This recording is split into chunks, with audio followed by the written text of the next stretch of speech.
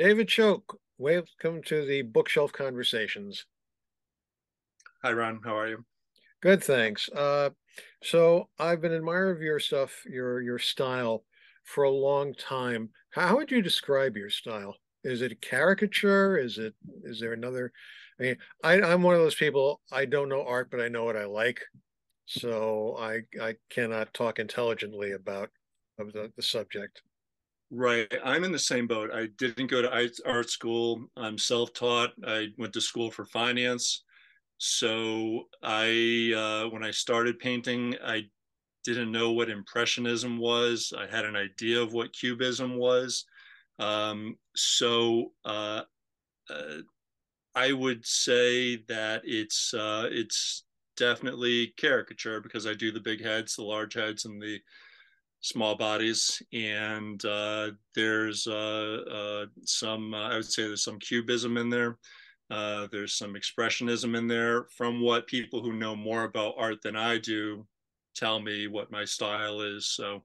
But yeah, it's just one of those things where I everything I read and was told was as a starting artist is you find your own style the more you paint. So within a year or two, I started to find what my style was and kind of landed on that. So I didn't try to be, I didn't say I'm going to be a caricature artist. I'm going to do something with a cubism flair, expressionism flair. It just kind of came out. So whimsical is something I hear as well sometimes. So it's fun, it's light. There's a touch of photorealism in there, I guess, as well. So I just try to do work that I find is cool, When which isn't you a style, but when you I know your work mostly through athletes, through sports, and right. of course through baseball. How do you go about picking your subjects? It's I this is how I make money. So I'm something of a commercial artist. So I paint who I think is going to sell. So if I was to, I grew up as a Oakland Raiders fan of the 1970s. Those are not great selling prints or paintings. So if I only painted what I loved, I wouldn't make any money. I couldn't do this as a living. Let's say I started probably around 2010 when the market crashed, and I live in Connecticut. I live about an hour outside of New York City. So I would go down to the Soho section of New York City. I would set up on the sidewalk, fold out table on West Broadway, and I brought down my total collection of paintings, which was about six of them, and I would set up near the other artists on West Broadway. And each weekend, I probably talked to maybe about 50 people a day, and they would say, do you have any Willie Mays, any Sandy Koufax, any Mickey Mantle, any Bruce Lee? So based on their um, interests, that's who I decided to paint. I said, well, if I want to make any money at this, you have to give the public what they want. Um, Many of my paintings are from custom paintings that I've done. Just in past, I was looking at some of my past Christmas commissions I worked on. I did a Wade Boggs, young Don Mattingly, just to name a couple off of my head. So I would say probably about a quarter of them are custom pieces, and 75% of them are athletes that I think would sell well. Um, and there's a few in there, players that I liked growing up as a kid. As a kid in the mid '70s, I was a Yankees fan, so I have a couple Thurman Munsons, and one of my obscure paintings, I guess, is Bucky Dent, who I loved, but is not a popular seller. Mhm. So, You have to be of that generation, I guess, to know who Bucky Dent was in Yankee lore. Now you say painting, so that's your medium is paint? oh, absolutely, yeah, yeah, paint. Yeah, I'm not a digital artist. I will sometimes. go into Photoshop and change the the background color on maybe a couple images. Like I have a Michael Jordan painting where, excuse me, it's an overhead, so the majority of the painting is a basketball court. So what I've done is I've changed the court color from blue to gray to red, just to give buyers a choice of color. So if I do something digital, it's very minimal. How long does something like this take you? It could take I could do something as quick as a day. A day. I Mm. hours. Yeah, yeah. If it all comes together. Sometimes when you work quickly, you don't spend a lot of time on the drawing, which is the foundation. And if the foundation or the drawing is not done correctly, the painting's not going to work.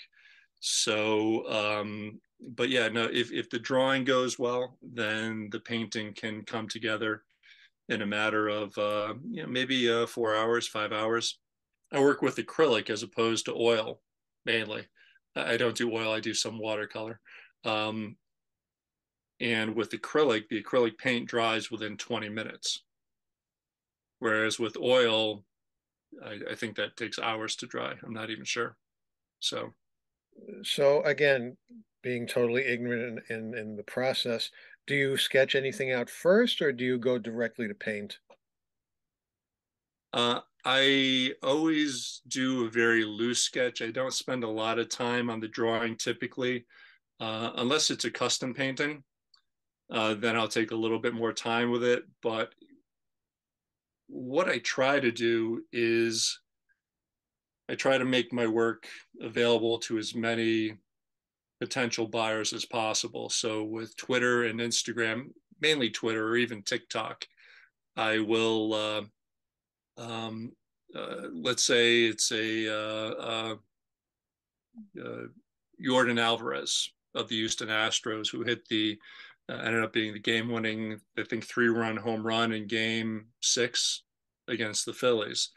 So that is something that it's like, okay, it's like he's really hot right now. It's like if I could do a painting of him and get it done within 2 hours, post it that night, and get a couple of the right people who are verified accounts who have hundreds of thousands of followers or maybe millions of followers and get them to retweet it and share it. That's something that I try to do. That's the ideal. I forgot the question already. Was that in line with the question? It got around to it. It was, if I remember correctly, it was like, do you sketch first or do you go directly to paint? But that might have been two questions ago. But you bring up Oh, an interesting point about, I mean, you've been doing this for a while. How has the computer age changed the way you market your stuff? Because now you can reach a lot more people a lot faster than you would if you were just going down to West Broadway and setting up a table. right. I think that if social media wasn't around, I don't think that I could do this full time.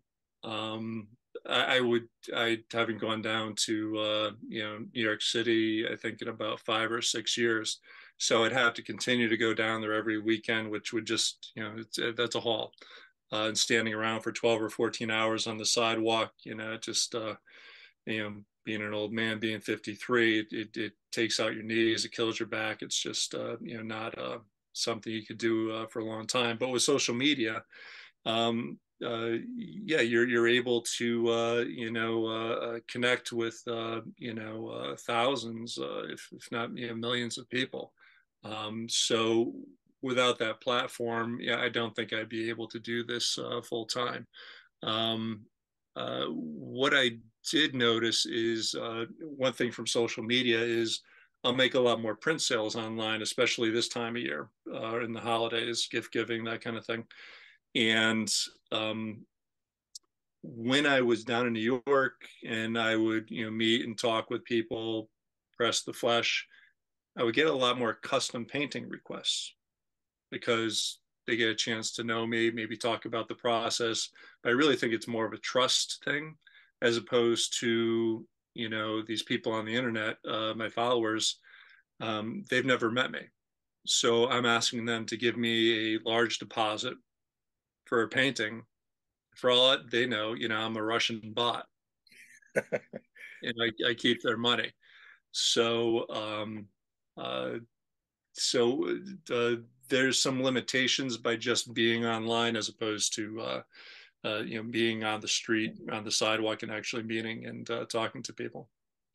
Talk a little bit about the artistic community. I'm not going to remember names now of other artists who I've seen whose work I do enjoy, who do primarily sports work. We were talking about Mark Ulrichsen before, who does a lot of stuff for New Yorker, Right. and I spoke with him several years ago. We talked about his process, and is there like do you guys get together for coffee every now and then? Do you socialize on media to compare notes? I sadly I don't know many artists personally, just on Twitter. I hope I get his name right. Is it Greg Kreindler? Craig. Yeah. Oh, Craig. yeah. Yeah. Greg. No, Greg. Greg's a It, friend. Yeah. it, it's that whole Craig Nettles thing. Yeah. Yeah. It's Greg, but he spells it Craig or AIG. Greg Kreindler.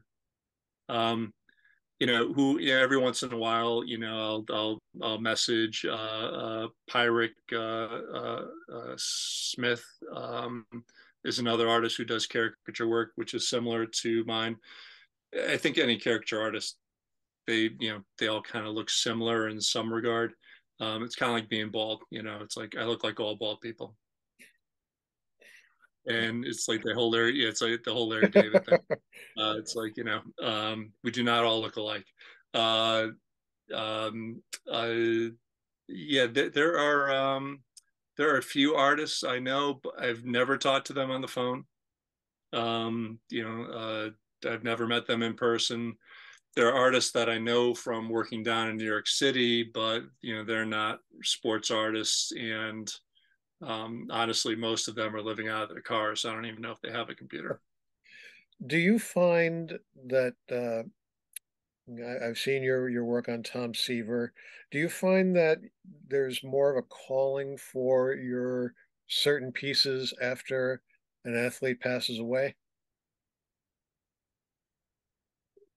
That's a very good question. I would say no. It's more, if they won a World Series or if they won the Super Bowl, then you'll see an uptick in print sales. And one of the interesting things you come across as an artist is you want to make sales. And when you see an athlete who, let's say an athlete dies today, and I was to make a painting of him, it's like, am I taking advantage of their death in a sense? Mhm. So I don't want to do that.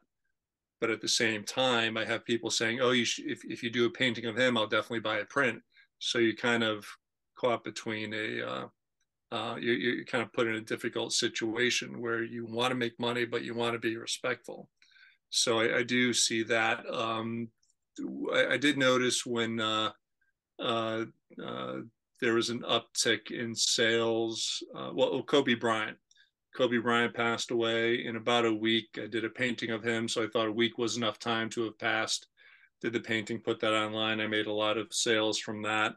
Um, no one seemed to complain about that. Now, if I had done it the day of or the day after, yeah, I could see where some people would be upset with, my taking advantage of his death and celebrity.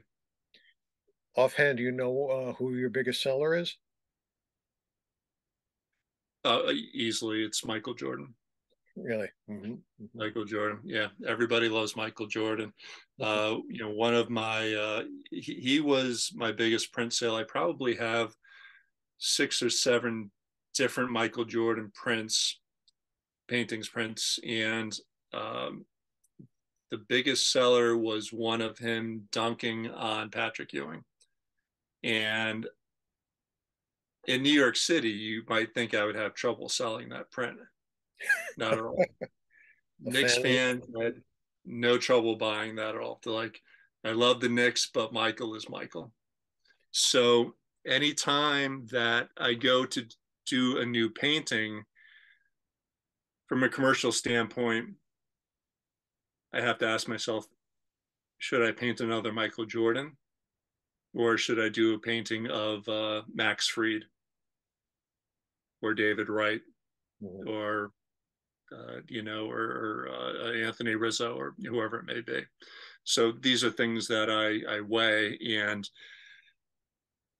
I'm sure some viewers are watching this and saying, "Well, you're not a true artist." It's like, well, it's like if I was a true artist, I wouldn't be painting, as No, opposed to a commercial artist.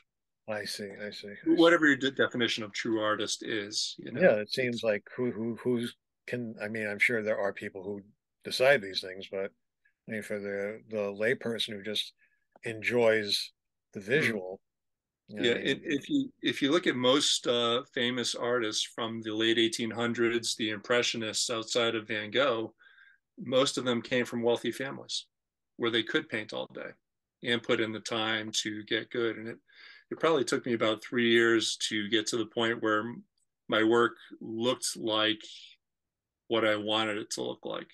But up to that point, every day I would say to myself, who am I kidding? I'm not that good. Yeah, I'm getting better, but I'm not there and I should be there already. And I wanted to quit, but I persevered. It was something that I really wanted.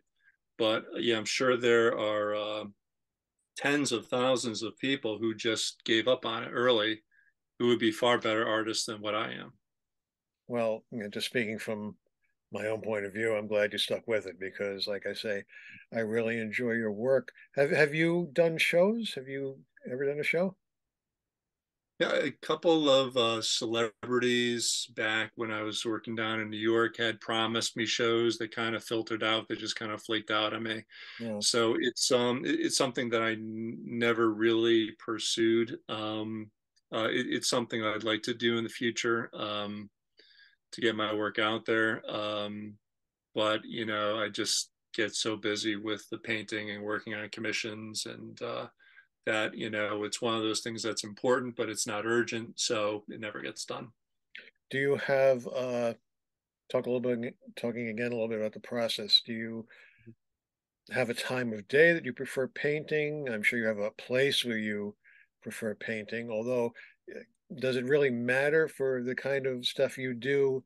It's not like you're painting live figures, so the light, I imagine, is not as important, or I don't know what I'm talking about, or talk about that a little bit.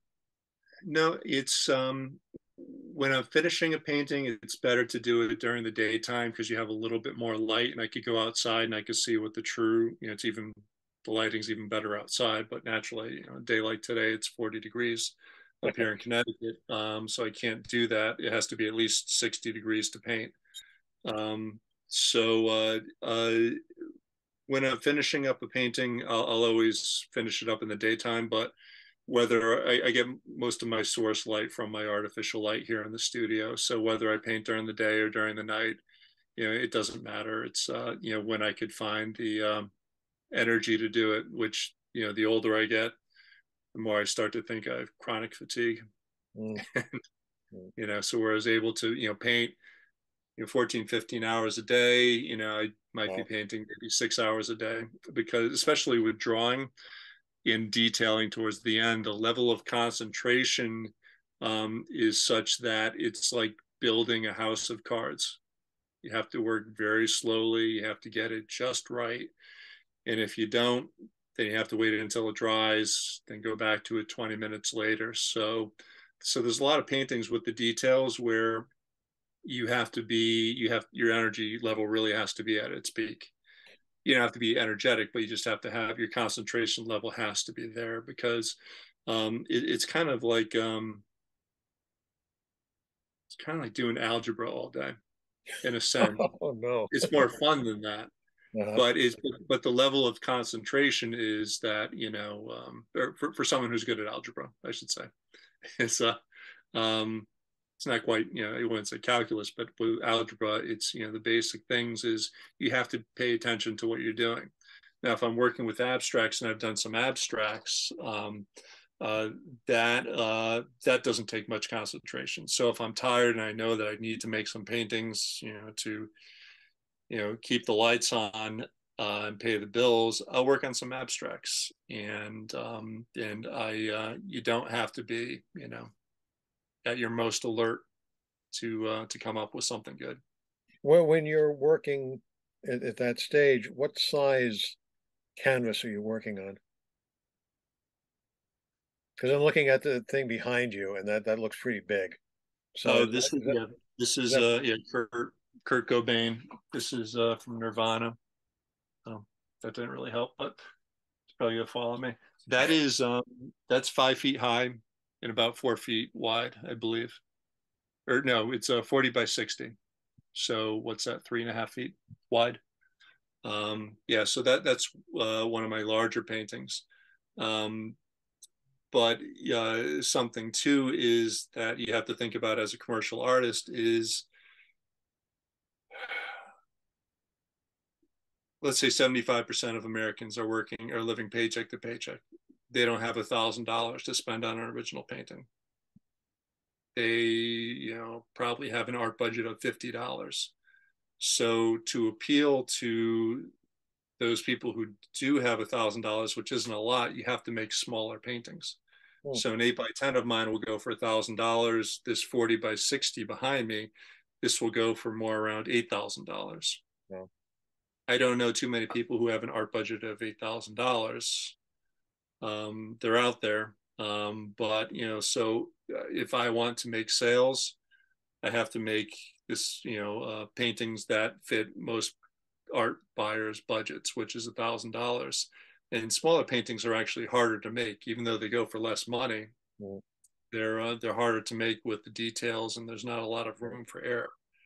So most of my paintings are 8 by 10, 11 by 14. I would say as far as commission requests, they're of the 11 by 14 to 16 by 20 variety. Some will go 18 by 24. But above that, it gets a little bit pricey. And then you have to kind of spam the celebrities on Twitter and hope that you catch a big fish. And sometimes you do. This is fascinating. There's all kinds of stuff that I think a lot of even art lovers are not privy to. So, David Choate, I want to thank you very much for taking the time to talk with us today. Like I say, I have purchased some of your wares. I'm not saying too much because my wife is. I want her to be surprised. So when she sees this, she won't know what I'm Oh, talking about. I'm glad So, not too much detail. So, David, thank you very much. Appreciate it. Ron, Congratulations and have a good holiday. Ron, thank you. It was fun.